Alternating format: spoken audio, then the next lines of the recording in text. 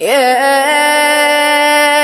أيها النبي إنا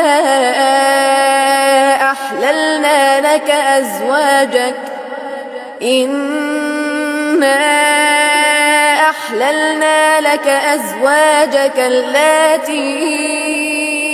آتيت أجورهن وما ملكت يمينك مما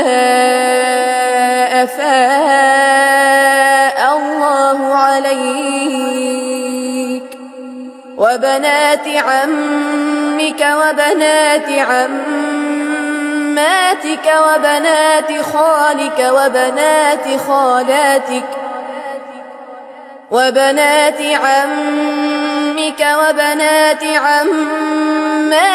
وبنات خالك وبنات خالاتك اللاتي هاجرن معك وامرأة